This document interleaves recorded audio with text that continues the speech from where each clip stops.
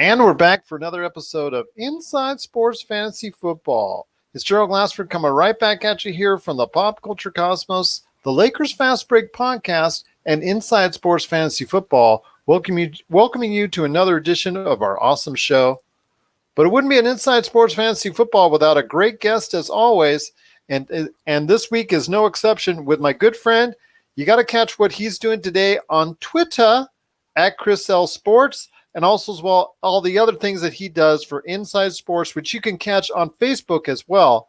It is my good friend. It is Chris Lardieri. And Chris, another great weekend of action, and we're right in the thick of it when it comes to the playoff action.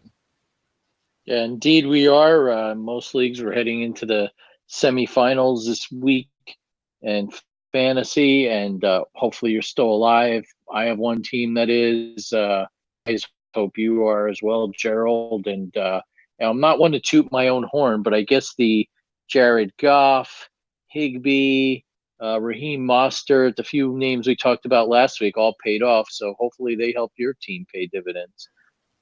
Well, I'll tell you what, my friend, I'm glad to hear that you're doing well in your league, in the playoffs. I am in right now one of the ESPN leagues where they're doing a 2-week, like you said, semifinals.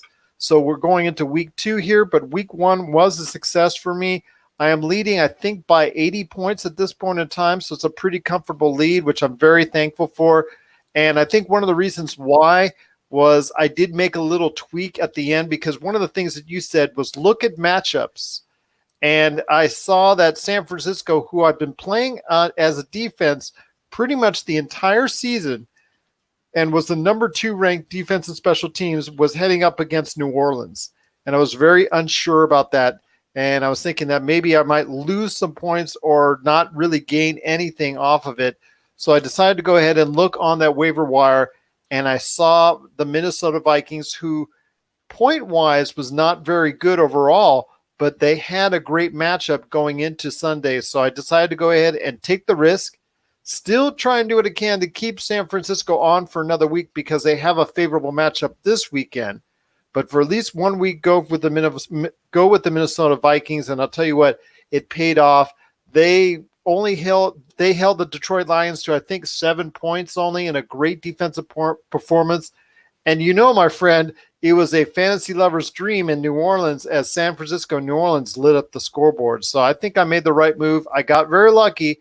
But again, it's all about, like you say, when you're heading into the playoffs, every matchup is crucial. So you have to look at the matchups and try to make the best decision possible. Yeah, you definitely did. I went and picked up the Steelers in a league this past week. Thought they had a favorable matchup against the Cardinals. They got lucky with a punt return, but hey, points are points, right? So that's the theme. You want to continue to do that. The Saints have been lights out as a defense this year, but you did your homework and said, I don't like what I see here. And you knew Drew Brees was going to light them up. Props to you. Continue to do that this week. You may like the way, I don't know, let's say the Eagles defense played against the Giants down the stretch. Well, I don't know if that'll continue this week. The Giants are an atrocious team. You look at someone like a Jimmy Garoppolo had a great game against the Saints. He's going up against the Falcons, and while I think he should do well looking at it on the surface, who's to say the 49ers don't say, hey, we're up big on the Falcons this week. Let's rest him. We got 2 huge NFC West divisional matchups coming up the last 2 weeks of the season. So things to consider. Don't overthink it too much, but you could be facing things like that down the stretch. And then, too, one other name I'd like to mention, and I think if you're someone in need of a quarterback, maybe someone's not playing well, they get hurt. How about the reincarnation of Ryan Tannehill in Tennessee? This team's making a playoff push. He's been playing well. I think he's worth a start if you don't have quarterback depth or one of your QBs has an unfavorable matchup. That's very interesting advice right there for you. I kind of actually have to go ahead and back you up on that because, like you said, he is on a hot streak, so you may want to follow the hot quarterback, although they're facing up against the Texans, so we'll see how that matches up as far as where they're at. The game is in Tennessee, I believe, or is it in Houston? Tennessee. Oh, well, then it's Tennessee. That's something I wanted to ask you because we're talking about playoff adjustments for those teams in the playoffs right now. And one of the things I wanted to ask you was, it's now the middle of December. Weather to me now plays a factor, not only as far as the overall NFL and betting here in Vegas and things of that nature, but for fantasy football owners as well. They have to take weather into account. And when doing so, I want to hear your advice when to make those playoff adjustments and for what type of weather conditions you need to favor maybe the run or the pass for. Sure. So you would think that in a game where it's rainy and snowy, that doesn't favor the pass. Well, it turns out, I forget, there was a quarterback once, it may have very well been Aaron Rodgers or Tom Brady, a current long term quarterback, who said that the defense is actually at a disadvantage in the sense that it's hard for the cornerbacks in the secondary to backtrack on a slick field. So, as long as a quarterback, and nowadays they've got these gloves that are, way higher tech than when we were growing up as kids. So they don't have the issue throwing the ball. Where the opposite is true, and you may want to favor the run, is you look at what happened in Buffalo this past Sunday. Lamar Jackson didn't put up substantial passing numbers, but they were effective on the ground. It also affected Josh Allen. If you had him as a quarterback, you notice he didn't get as many points as previous week. So in those sorts of situations, make sure you start those running backs, even maybe insert them into your flex position, because with the wind or whatever the case is, you're not going to be able to throw as much, and it turns into more of a slugfest. That's what I needed to hear, and those are the type of things that I think a lot of the listeners out there, whether on the podcast form or on our radio listeners at Cuyahoga Valley Radio Network, I think those are the type of things that we need to hear, especially like you said, because it is now time for people to make those educated decisions.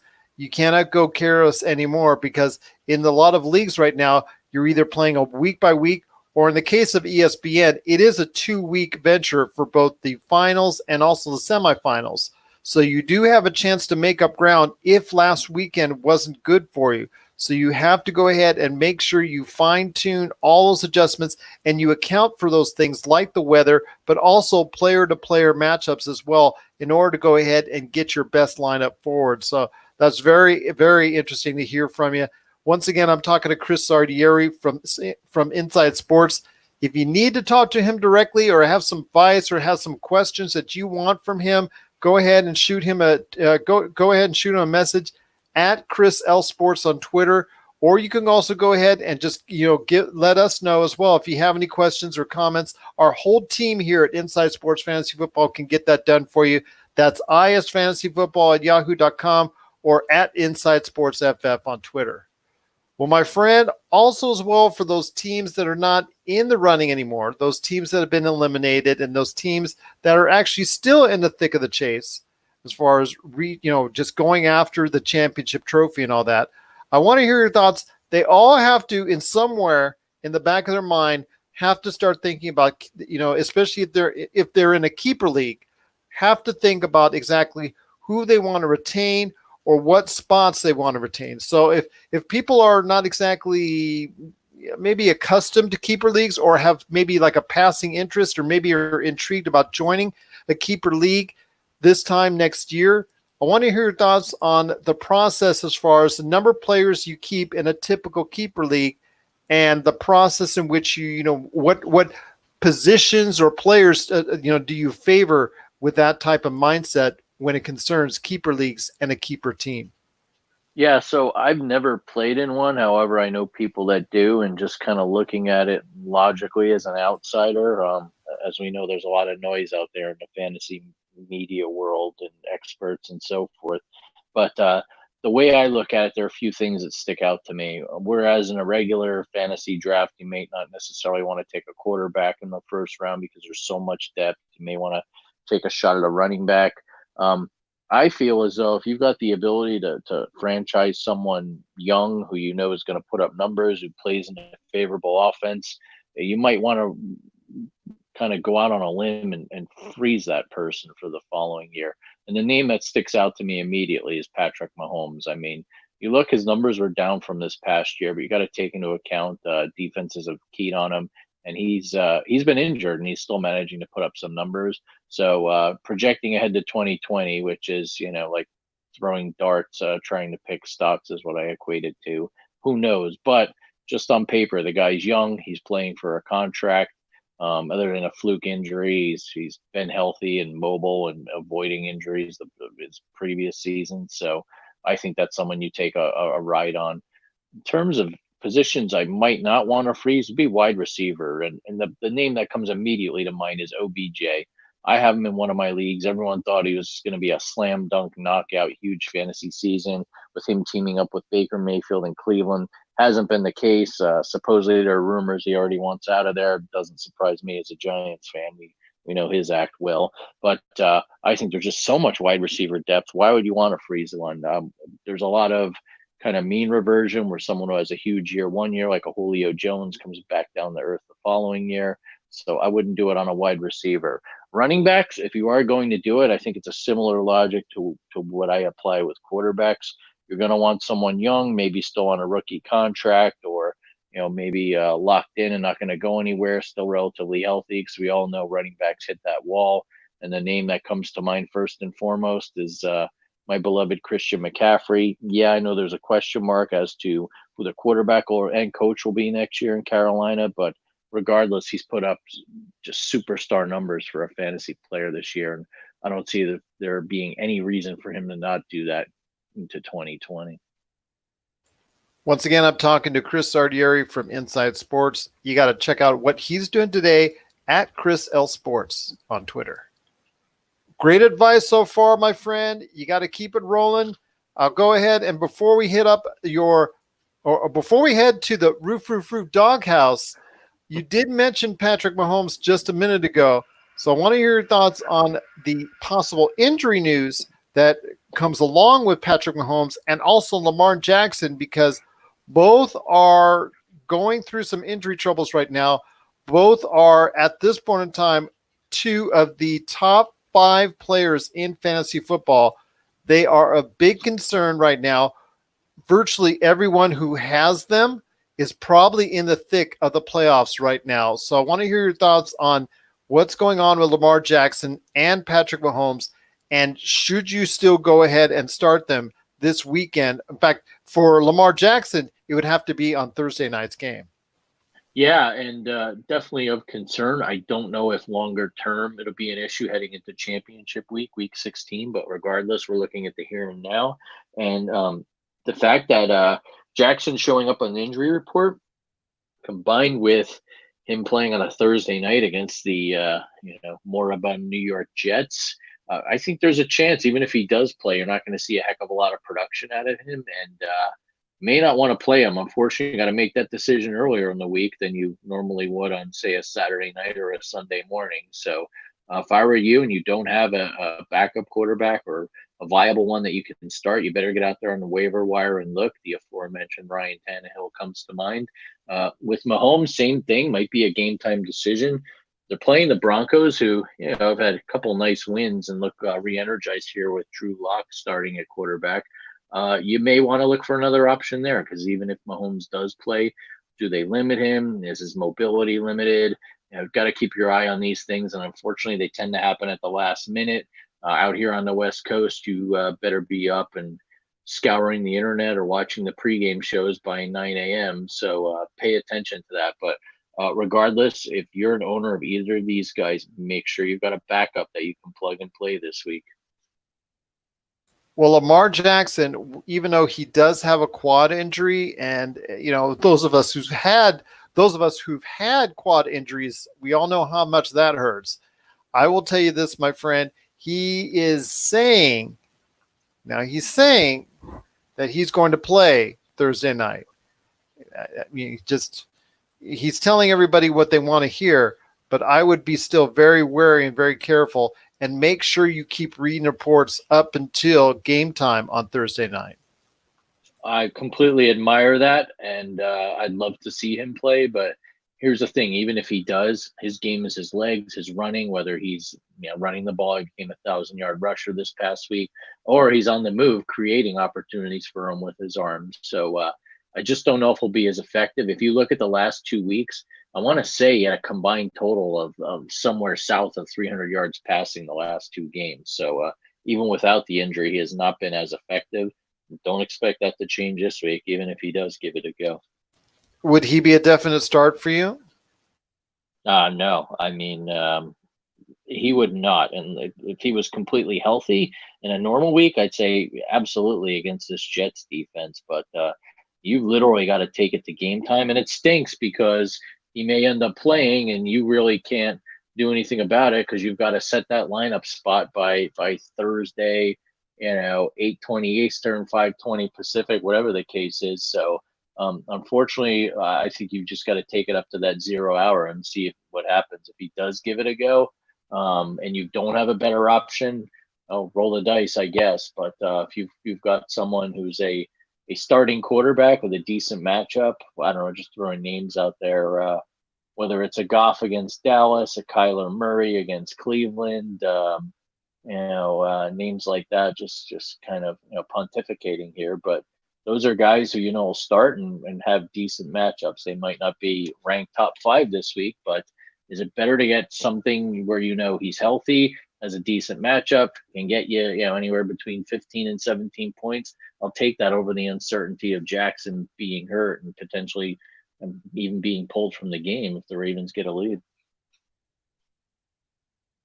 It's interesting you talk about Kyler Murray, and I'm seeing him in my ESPN fantasy league on the waiver wire. And that's to me, that's really funny because he is in the top 10 in ESPN leagues in overall points. So that okay. So somebody actually may have just either given up or maybe there's some chicanery coming up here in the not too distant future. Well, I'll have to take a closer look at that and see if something's up as far as somebody leaving it off one roster intentionally and dumping them off just for another friend or something like that. That's not to say that's being done, but it is something that has been done before. I have seen it, I've witnessed it, and I've called chicanery on it before in the past. As you should. But I'll tell you what, my friend, there's no chicanery here, especially when it comes to woof, woof, woof, your doghouse. So I'll tell you what, we're off to the doghouse with Chris Lardieri right now. So the man, the myth, the legend from Inside Sports, Chris, I want to hear your thoughts as we go into woof, woof, woof, that time again for the doghouse. Sure. And in all fairness and objectivity, my pick stunk again last week. Came a little close, right? The Bills +6, and they were driving late, couldn't get that score to tie it up. So I lost my pick last week against the Ravens. I think the common theme is I've gone against the Ravens twice this year and gotten burned, like most of the NFL, huh? But this week, I'm going to see if I can make it back. There are a lot of games hovering around, like, for instance, the Rams-Cowboys. I believe the Cowboys are +1 at home. To me, that doesn't mean a heck of a lot. That's ultimately a pick'em game, and I'm not quite sure what to read on that game.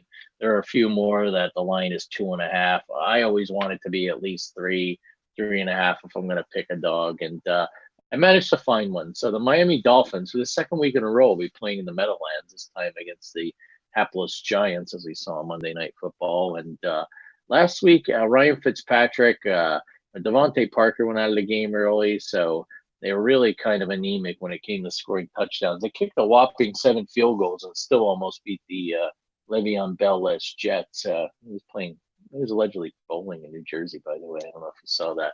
But they're getting 3.5 against the Giants, and normally you'd say, oh, the Dolphins are banged up, and maybe they're at the point where they're really getting back to the tank for Tua tactic. But regardless, this Giants team, the defense cannot tackle.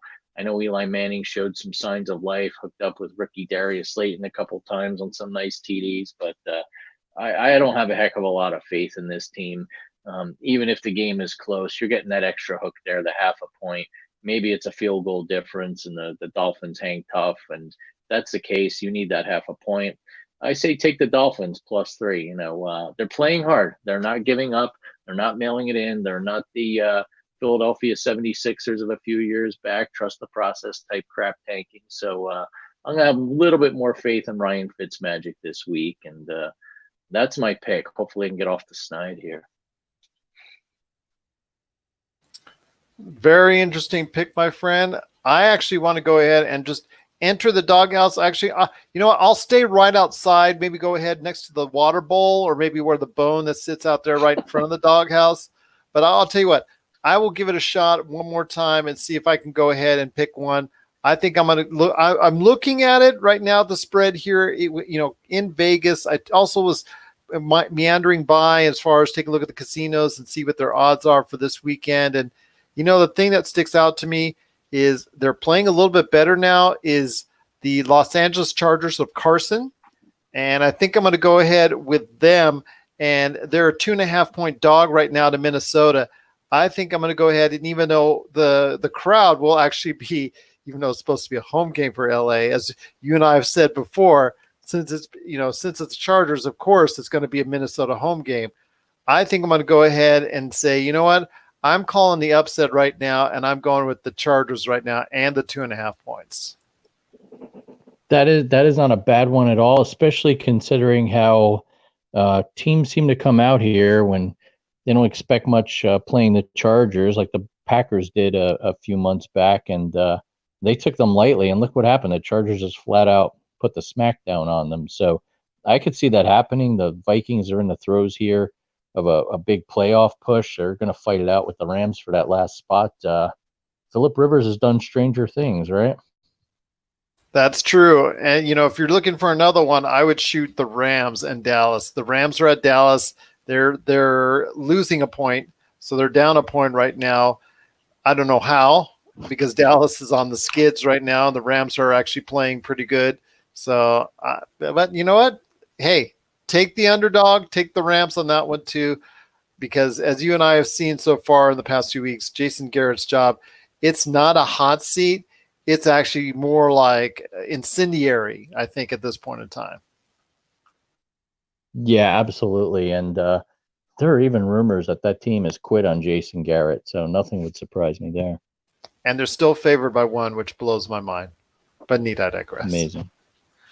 Well, it's been a great episode, my friend. I cannot thank you enough for being a part of it, as always. But one last thing as we go on out here, my friend, and that was this past weekend in the NFL wasn't without its comedy, because the New York Jets, who we talked about a little bit earlier, they had a situation where their injury report included a certain running back for them, Le'Veon Bell, who was out because he had flu-like symptoms, sick, or sick, whatever you want to say, which is going around.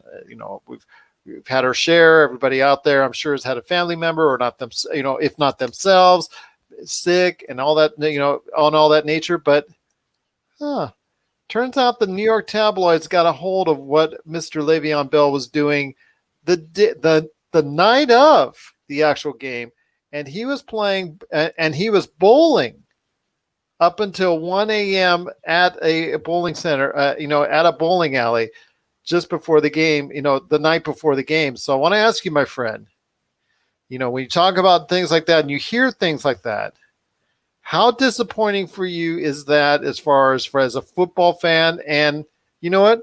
Should everyone at the Jets at this point of the season go bowling as well? Oh, maybe Le'Veon should bowl every week, because they looked a heck of a lot better last week than they did against the Bungles a few weeks ago. But yeah, it's ridiculous. I can't say I'm surprised with him. Look, this is a guy who sat out an entire year and thinking he was going to get a bigger contract and ended up making less money than what he could have potentially done. But yeah, I don't happen to know that particular bowling alley in New Jersey, so I can't vouch for the fact that maybe it's just so incredible that you drag yourself out of bed with these flu-like symptoms just to bowl a few games with your buddies. But it's ridiculous, and just plays into a lot of people these days have these views of athletes being coddled, or even in the NBA, you get Kawhi Leonard signing a massive contract and not playing back-to-back nights because of, quote, load management. So it's not good optics wise, but I think longer term, with a new general manager running the Jets who didn't sign Le'Veon Bell this offseason, it doesn't bode well for his future there. No, it doesn't, and it's a shame to see, because his yards per average are way down below his career stats. He hasn't even rushed for 600 yards this season. Just been a pretty awful performance from him all around. And for someone like you said, where the New York Jets thought they were really getting something special in Le'Veon Bell, have gotten anything but. But you know what, my friend? At least he got a 251 bowling. And tell you what, that's a good score. I'm not going to complain about that. My high is only 200. So you know what? All props to him, even though, you know what? He should have been playing the game, instead of going ahead and bowling the previous night before. But, hey, I can't say too much. My high is only 200. Yeah, I'm far below that. We went bowling for my son's birthday party this past weekend. I was happy to crack 100, but I can't even blame it on flu-like symptoms. Well, and I didn't even need the bumpers on the side, so for once. But I'll tell you what, my friend, it's going to be a great weekend in the NFL. Before we head on out, we got to have some last words from you, my friend. Again, it's Chris Lardieri from Inside Sports. If you have any questions for him, please, you can send him a tweet directly at Chris L Sports on Twitter, or you can send us an email, isfantasyfootball@yahoo.com, or at Inside Sports FF on Twitter as well. But my friend, tell you what, cannot thank you enough for being a part of the show today, but I got to hear your thoughts as we head on out. Sure. So we've beat into your head the last few weeks, stream the quarterbacks, look for good defensive matchups like you did with the Vikings and I did with the Steelers. Let's not forget about our old friend, the tight ends. I happened to pick up Jack Doyle in one league a few weeks back. He scored a touchdown. I mentioned Tyler Higbee with the Rams. Goff has really been targeting him lately. I saw him on waivers in the league I'm in right now in the semifinals. Thankfully, I've got George Kittle at one of the greatest receptions I've seen in a while with the game on the line. I don't need Higbee, but there's someone you should look at. Even too with the way the Broncos have kind of been revitalized with Drew Lock. Noah Fant looks like a guy you might want to target to stream this week. So you say to me, why do I need a tight end? Well, in the playoffs, I've seen this happen before. The scoring might not be as high. You need those extra few points. It could come in the form of a tight end getting you a touchdown or a couple extra receptions, defense getting you a few fumbles or a pick six. These things win games when push comes to shove. I lost a championship game one year by about 3 points. So mark my words, everything counts. Look for those favorable matchups from week to week. Great advice as always, my friend. I'll tell you what, it's going to be exciting once again because we're right in the midst of the playoffs, and I hope everyone out there has a successful weekend, especially you, my friend. I wish you the best of luck with your team this weekend in the playoffs. Hopefully mine will go ahead and prevail as well. And to everyone out there, once again, we wish you all the best of luck. To all of our listeners out on the to all our listeners out in the Cuyahoga Valley Radio Network, and of course right here on Inside Sports Fantasy Football.